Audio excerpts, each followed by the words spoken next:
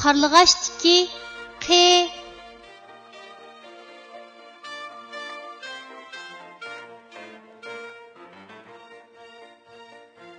Bu harfning talaffuz qilinishi mundaq.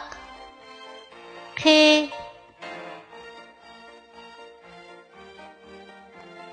Endi bu harfni o'z ichiga olgan misollarni ko'rib o'tamiz. Q'ning beshidan ulinadigan shakli. Misol: qo'l. Q'ning bosh va oyog'idan ulinadigan shakli. Misol: Çaşqan. Q'ning oyog'idan ulinadigan shakli. Misol: qiyiq. Q'ning ayrim shakli. Misol: qo'shiq.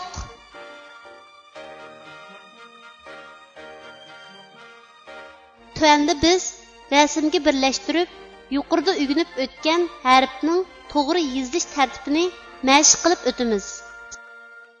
Qo'l. Q harfining beshidan ulinib keladigan shaklning yozilish tartibi.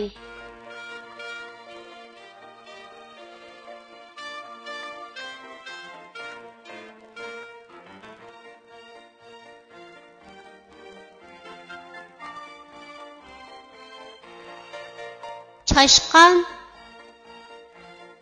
Q harfining bosh va oyog'idan ulinib keladigan shaklning yozilish tartibi.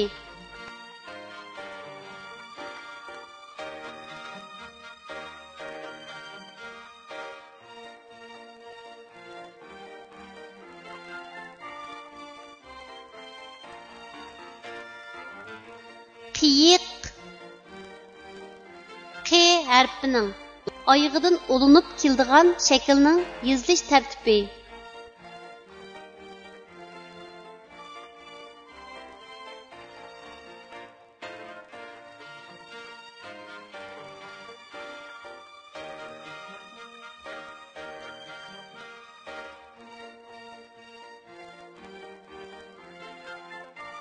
Qo'shiq.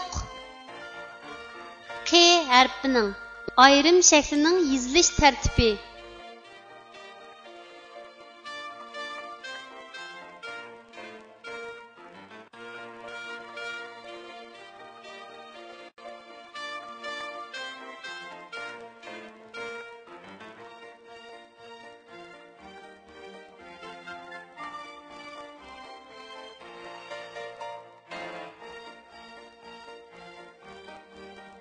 Kichik do'stlar, tuandagi so'zlarni menga aytib o'qinglar. Qoy, maq, qaymoq, qar, maq, qarmoq, qoy, cha, qoycha, qa, ri, g'ay, qarg'ay.